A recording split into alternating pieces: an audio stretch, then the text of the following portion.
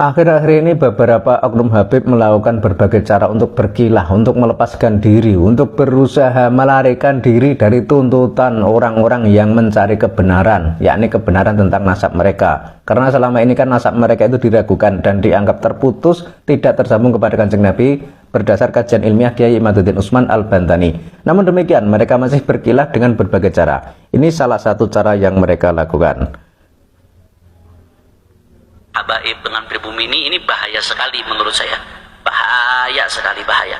Kenapa saya katakan bahaya? Satu, ya, istilah itu mengkotak-kotakkan, padahal kami para habaib memang wujud kami yang pertama datang. Ini yang dimaksud mengkotak-kotakkan itu siapa? Karena sebenarnya yang mengkotak-kotakkan itu sendiri adalah mereka, karena mereka di sini, di Nusantara ini, mereka menganggap sebagai keturunan Nabi dan jarang berbaur dengan masyarakat sekitar. Itu otomatis mereka itu mengkotak-kotakkan diri. Belum termasuk hal-hal soal perkawinan, di mana para perempuan mereka itu hanya diperbolehkan menikah dengan golongan dari mereka saja dan tidak boleh menikah dengan orang dari golongan lain. Itu yang berarti bahwa mereka sendiri yang sebenarnya membuat kotak-kotak itu, bukan kita orang-orang pribumi Nusantara.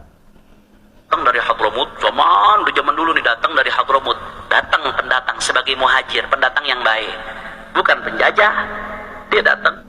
Ya, ini disebutkan bahwa mereka dahulu leluhurnya itu datang dari Hadramaut ke Nusantara ini dengan baik-baik, ada yang jadi pedagang dan lain sebagainya, dan bukan sebagai penjajah. Nah, ini sudah tidak sesuai dengan sejarah yang ada, karena sebagaimana kita ketahui dalam sejarah itu bahwa ternyata para habaib itu yang datang dari Yaman, dari Hadramaut itu didatangkan oleh Belanda, karena kala itu Belanda itu kewalahan menghadapi perlawanan dari orang-orang pribumi Nusantara yang dipelopori oleh para Dzurriyyah Wali Songo. Nah, ketika kala itu Belanda sudah kewalahan, akhirnya mendatangkan sosok baru, yakni dari Hadramaut, yang berpenampilan seolah-olah mereka ini adalah Dzurriyyah Nabi.